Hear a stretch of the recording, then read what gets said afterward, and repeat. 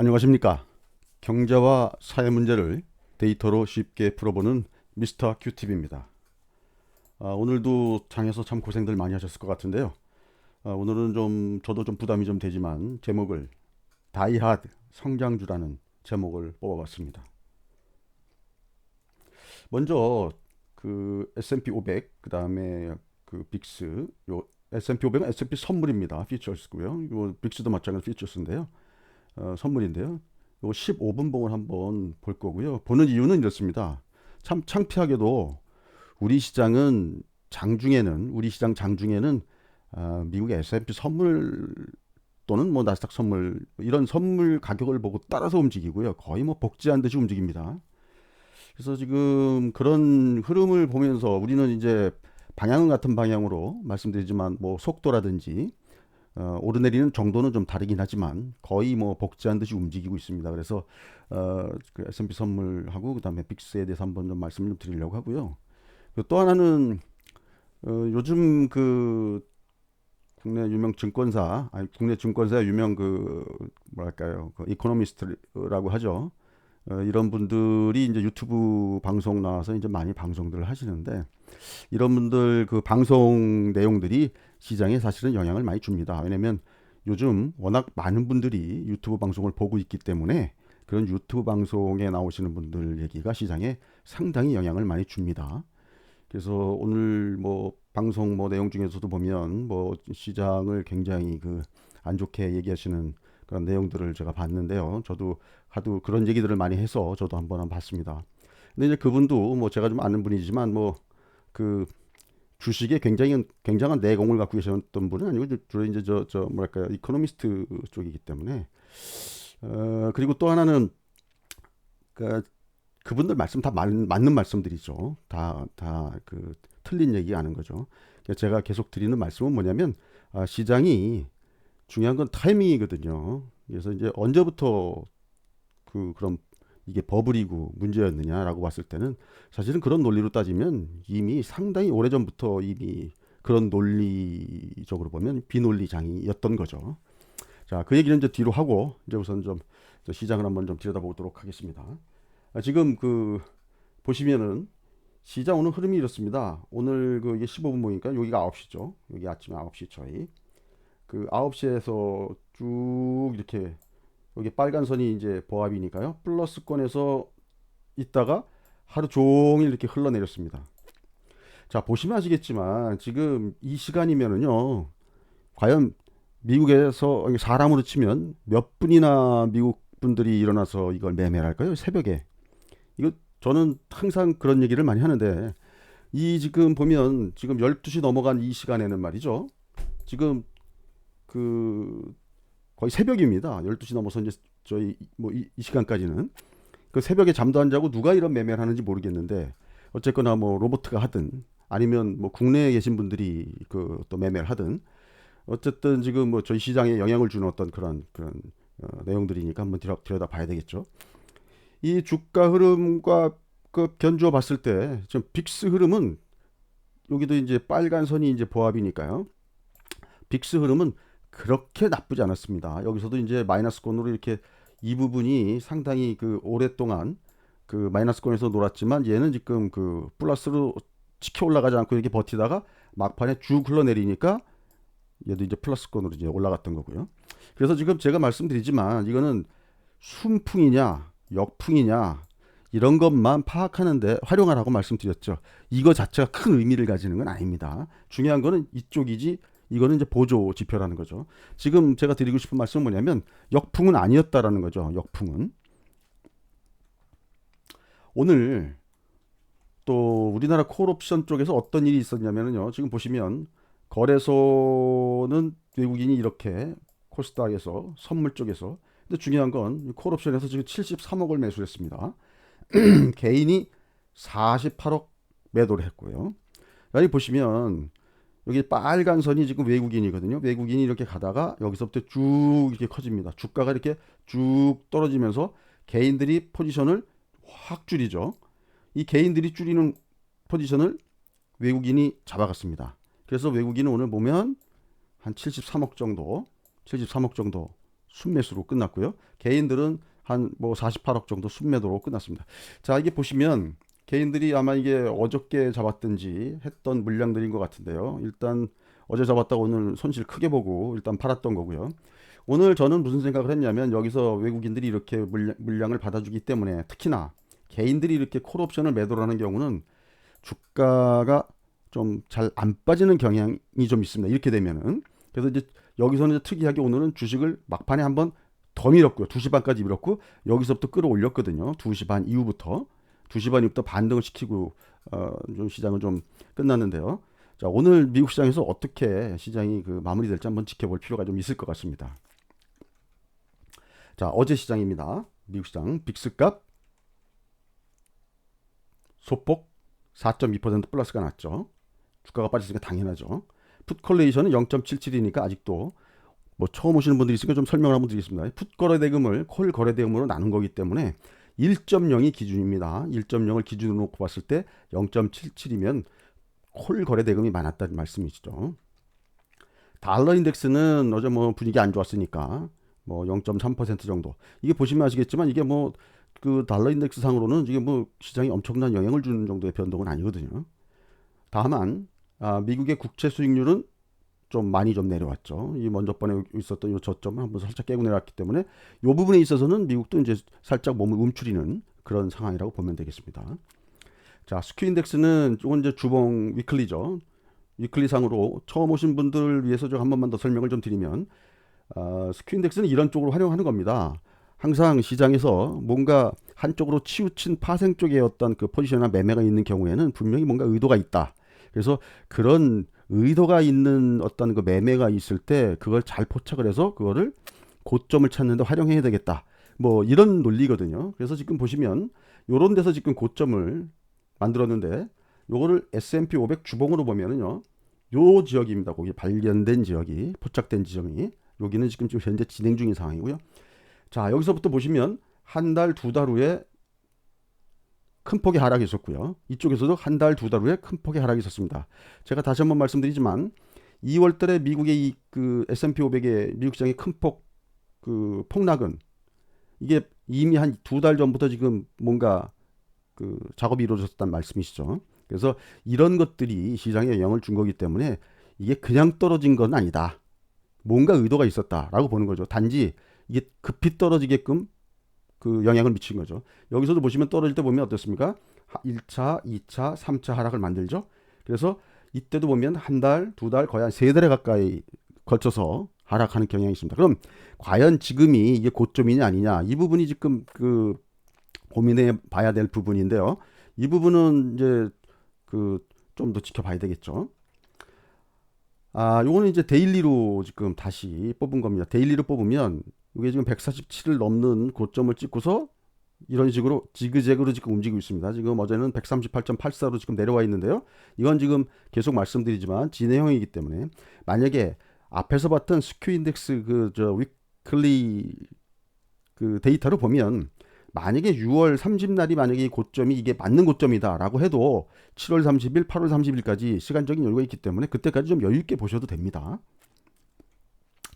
그래서 제가 이제 이 그림을 왜 자꾸 보여드리냐면 시장에서 참 이것저것 그 제가 멘탈을 잡기 어려운 얘기들이 많이 나오고 지금 사실 미국 시장도 지금 주가가 떨어져야 된다고 얘기하는 분들 논리를 보면은요 맨 뒷단에 있는 얘기가 뭐냐면 확진자 수 증가입니다.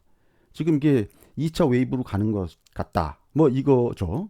그래서 저는 그래서 항상 불안할 때마다 이 백신 개발 일정이라든지 이 그래프 제가 보여드린 거 있죠. 이걸 한번 보시라고 말씀을 드리는 겁니다.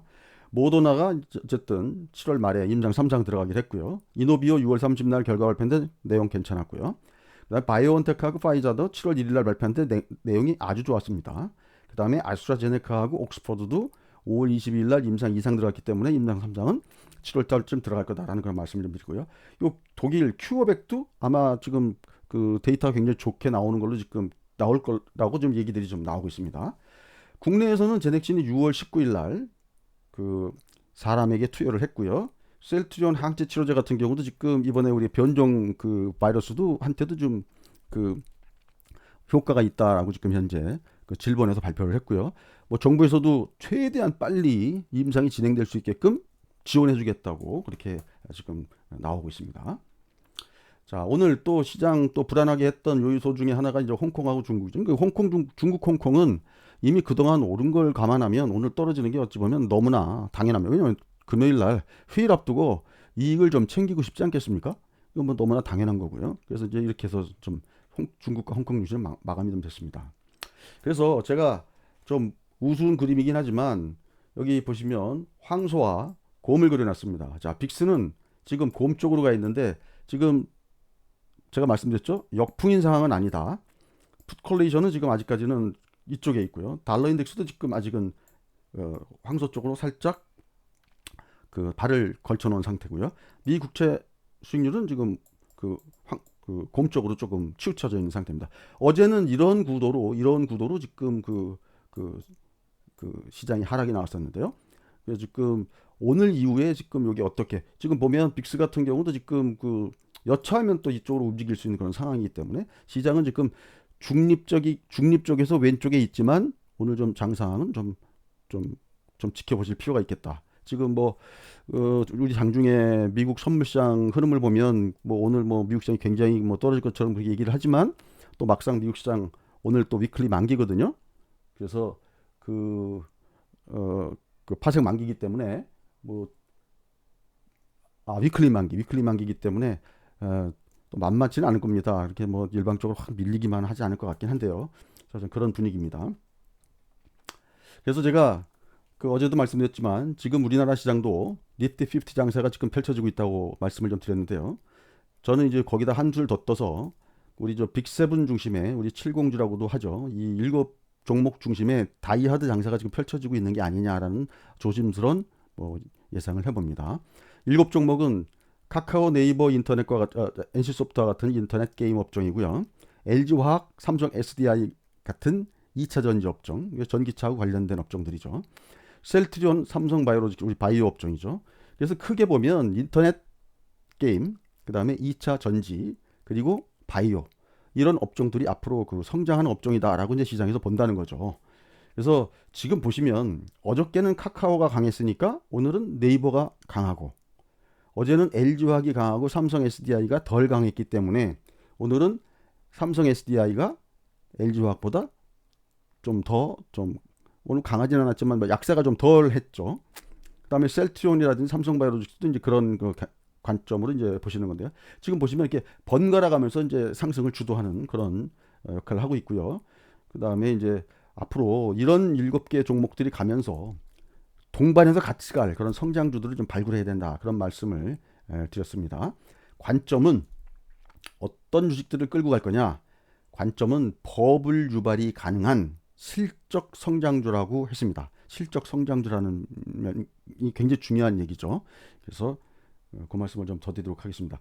그리고 지금 미국에서도 보시면은요. 지금 여기 지금 마켓 인사이더에 나왔던 기사지만 여기 7월 7일이니까 며칠 전 기사죠. 근데 지금 벅셔 해서웨이의 43% 전체 주식 포트폴리오의 43%를 애플에다가 베팅을 했다라고 지금 현재 나왔는데 이건 모르겠습니다. 이게 지금 그 이후에 또 애플을 팔았는지 안 팔았는지 이건 아무도 모르는 거죠. 근데 이 사람들 워낙 트릭들이 많은 사람들이기 때문에 100% 믿을 건 못 되지만 우리가 우리 오마의 현인이라고 하는 벅셔 해서웨이의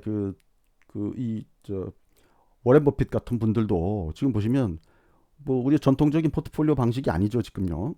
아주 고르게 포트폴리오 구성하는 그런 좀 상황이 아닙니다. 자, 그래서 우리 니프티 50 장세에서는 어떤 주식들을 지금 골라야 되냐 이런 관점에서 지금 여러 가지 말씀을 좀 드리는 건데요. 제가 어제도 말씀드렸던 내용들입니다. 한 기업의 매출은 가격 곱하기 수량이라고 우리가 간단하게 이제 도식화시켜서 말씀드릴 수 있는데요. 그 중에서 저는 수량에다가 포커스를 맞추자고 말씀드린 겁니다. 왜냐하면 가격은 원자재 같은 쪽이나 아니면 반도체나 석유화학 제품 같이 이렇게 가격 변동이 심한 것, 곡물이라든지 곡물은 원자재 커머더시 쪽에다 포함되는 거니까요. 이런 것들 제외하고는 공산품 중에서 그렇게 가격이 막 이렇게 들쭉날쭉하는 그런 상품들은 참 보기 좀 드뭅니다. 그래서 결국에는 수량 쪽에다 포커스를 맞추는 건데요. 수량이 폭발적으로 성장할 것이다라고 합리적으로 예측되는 reasonable하게 그 예측되는 그런 상황에서는 법을 발생시키기가 아주 좋은 상황이다라고 제가 말씀을 좀 드렸습니다.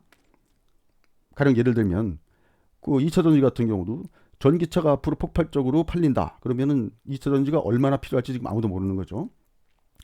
마찬가지로 인터넷 업종 같은 경우도 자 인터넷이 지금 뭐 많은 사람들이 활용을 하고 있는데 이 플랫폼이기 때문에 앞으로 이쪽에 어떤 신규 사업을 또 얹힐지 아무도 또 그 뭐 예측할 수 없는 상황이죠. 그리고 바이오 같은 경우도 새로운 병증에 새로운 신약이 만들어지면 그 매출이 얼마나 더 나올지는 아무도 모르는 겁니다. 그래서 지금 제가 뭐 한번 전에도 한번 말씀드렸었는데요. 그 댄 에럴리 교수의 그 Predictably Irrational이란 뭐 우리말로 이제 상식밖의 경제학이란 그런 뭐 책이 뭐 한번 소개시켜드린 적이 있었는데요. 그 책에 보면 이런 내용이 나옵니다. 우리가 이제 메뉴판을 식당 가서 메뉴판을 받아봤을 때 결정을 잘 못 내리죠.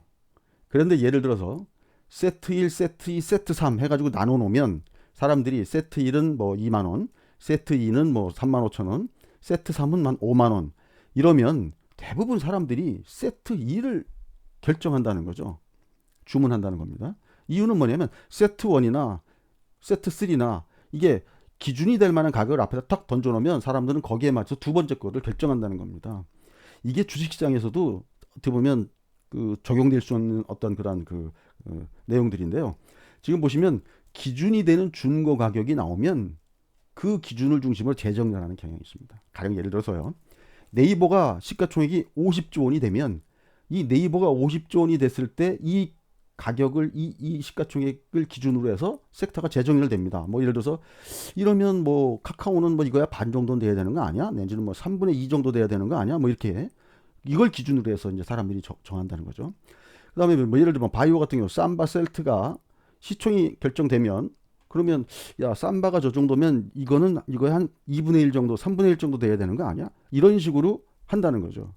이런 식으로 기준 가격을 딱 던져주면요 누가 편해지냐면요 기관에 있는 펀드 매니저들이 굉장히 마음이 편해집니다. 지금 사실은 네이버가 막 올라가고 카카오가 막 올라갔을 때 사실 저런 주식들을 따라잡기가 굉장히 마음이 불편하거든요.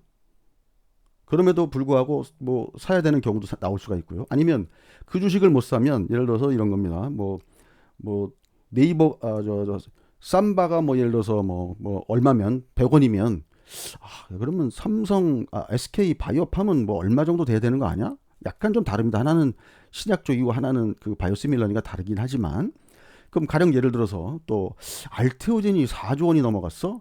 그러면 얘는 얼마 가야 되는 거 아니야? 뭐 이런 식의 어떤 그 예상을 해볼 수가 있는 거죠. 뭐 미국의 뭐 예를 들어서 할로자임이 뭐 얼마면 알테오젠은 그거보다 더 올라가야 되는 거 아니야? 뭐 이런 식으로 기준이 정해지면 기관의 펀드 매니저들도 일단 굉장히 불편하지 않게 지금 자기네들이 동참이 가능해집니다. 그래서 니프티 50장에서는 저는 뭐 그렇게 말씀드렸죠. 기업을 평가하는 어떤 지표 중에 안정성, 수익성, 성장성. 뭐 저라면은 이렇게 그 웨이트를 비중을 이렇게 두겠다는 거죠. 안정성을 1, 수익성을 2, 성장성을 7. 이게 그래서 그 상승하는 열차에 그 동참할 유망주들을 태우는데 우리 오디션 프로그램에서 그 가수들 오디션 하는 식으로요. 노래를 잘하면 1, 춤도 잘 추면 2, 랩이나 연기나 그다음에 반전 스토리가 있으면 거기에 7 배팅을 해서 평점을 내 가지고 일정 수준 이상 되면은 이제 태우고 가는 거죠.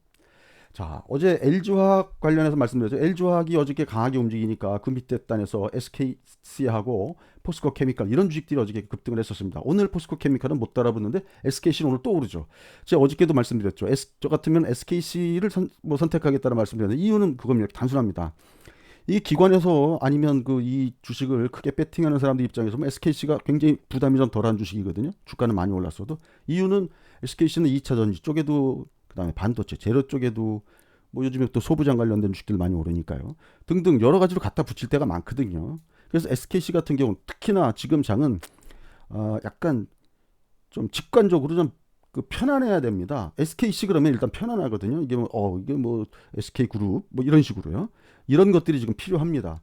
회사 이름을 듣는데 뭔 말인지 어떤 회사인지 처음 들어보는 이름이야. 이런 경우는 사실은 그 시장에서 버블을 막 일으킬 때 좀 작업을 많이 해야 되거든요. 자, 두 번째 이제 셀트리온, 이건 바이오 업종입니다. 보면 알테오젠 같은 경우도 안정성, 수익성, 성장성, 여기서도 약간 좀 해결 안 된 부분이 있지만 얘는 그래도 실패 확률이 낮기 때문에 끌고 갈 수 있을 만한 어떤 주식 자격은 갖췄다라는 말씀드렸고요. 그다음에 어저께 ST팜하고 바이넥스를 CMO 쪽에 CDMO 쪽에서 이 두 종목 말씀드리다가 제가 바이넥스 쪽보다는 ST팜이 빅파마들하고의 어떤 거래 관계를 유지하고 있기 때문에 나중에 보면 여기가 좀 성장성이 더 좋을 것 같다라고 한 말씀 좀 드렸었고요. 매드 팩터는 뭐 이런 겁니다. 안정성은 뭐 이 회사가 뭐 갑자기 뭐 그 문제가 될 염려는 없으니까요. 근데 지금 현재 돈을 못 벌고 있으니까 수익성은 지금 없는 거죠. 하지만 이 회사의 성장성이 사실 또 굉장히 좋다고 또 평가하는 분들이 많단 말이에요. 그래서 수익성 점수는 좀 낮지만 이 점수가 워낙 높기 때문에 또 이런 것들도 끌고 갈 수 있는 어떤 그런 여지가 좀 있다는 거죠. 오늘 ST팜 같은 경우는 그 이 회사 상장 때 들어왔던 그 벤처 캐피털이 120만 주를 오늘 그 46,200원에 블럭딜을 했죠. 근데 지금 만약에 오늘 시장이 좋았으면 이게 46,200원에 그 블럭딜 받은 애들이 뭐 단돈 100원이라도 더 붙여서 팔 수가 있었을 것 같은데요. 오늘 시장이 안 좋았기 때문에 이게 뭐 갑자기 훅 빠져가지고 아마 그 친구들도 오늘 뭐 일정 부분 좀 손절을 하지 않았을까라는 생각이 듭니다. 그래서 이 주식 같은 경우는 뭐 단기적으로 보면 이렇습니다. 46,200원에 물량이 다 정리가 안 됐다고 그런다면 새로 신규로 진입하는 분들 입장에서 뭐 이럴 수가 있죠. 저거 46,200원 가면은 또 전 물량 나오는 거 아니야?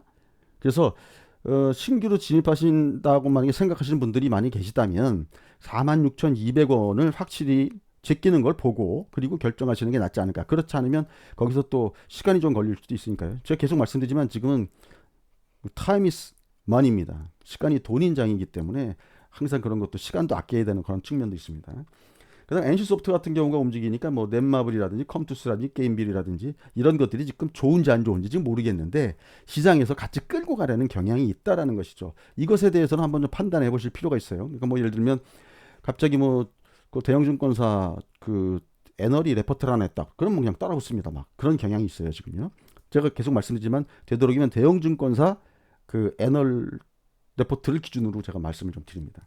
그다음에 네이버, 카카오 이거는 뭐 둘이서 여기에 범접할 만한 지금 그 플랫폼 비즈니스하는 회사가 없죠. 그러다 보니까는 뭐 둘이서 엎치락뒤치락 오늘은 내가 갈래, 오늘은 네가 갈래 뭐 이런 식으로 지금 움직이는 거고요. 자, 요거는 이제 제가 말씀드린 대로 지금 그 빅세븐 1부 리그, 메이저 리그죠. 자, 이제 마이너 리그 2부 리그입니다. 2부 리그는 이렇게 보시면 됩니다. 미국 시장이 제가 계속 말씀드리지만 파생으로 설계한 하락장. 이건 그냥 본격 하락 나오는 그런 장이라고 보셔야 됩니다. 이때 되면은 저는 그냥 그 모든 주식을 다 일단 줄이고 없애고 그리고 시장을 납작 엎드려서 봐야 된다고 좀 생각을 합니다. 만약에 파생을 하시는 분이라면 아주 좋은 기회가 되는 것이죠. 이런 때가요. 그런 시장으로 판단되지 않으면 제가 먼저 번에 한번 예를 들어드렸죠. 선착순을 도는데 요 바로 앞에 있는 농구대를 돌아오는 건지 아니면 저 운동장 끝에 있는 축구골대를 돌아오는 건지 말씀드렸었죠. 지금 뭐 이런 상황이라면 요 앞에 농구골대 돌아오는 선착순으로 보시면 됩니다. 그래서 하락 후에 다시 빠른 회복이 그런 흐름이 예상된다고 말씀드릴 수가 있는데요. 이런 시장 흐름이라 그러면 보조 지표를 활용한 그 매매 시점 포착을 해서 그 단기 매매 하시면 뭐 좋은 기회가 되지 않을까 생각합니다. 제가 이제 오늘 이렇게 뭐 그 막 찾다 보니까 그 앞에 그 제가 대문에 보면 뭐 맨 끝에 화일약품이라는 주식도 했지만 화일약품도 보니까 MACD로 보니까 MACD 오실레이터 보니까 그 음에서 양으로 싹 전환하려고 막 그러는 그 타이밍인 것 같아요. 그 주식을 타시라는 말씀이 아니고 그런 식으로 양전환이 됐거나 아니면 양전환 그 임박해 있는 그런 주식들을 잘 보고 계시다가 그 단기 매매하시는 분들은 들어갔다가 그날 뭐 혹시라도 급등 나오면 또 주고 나오면 되는 거니까요. 그래서 2부 리그 주식들은 이렇게 활용하시는 게 좋지 않을까. 만약에 내가 잘 알고 있는 재료가 있는 회사라고 그러면 뭐 2부 리그 주식이라고 주식이 안 된다는 말씀은 아니죠.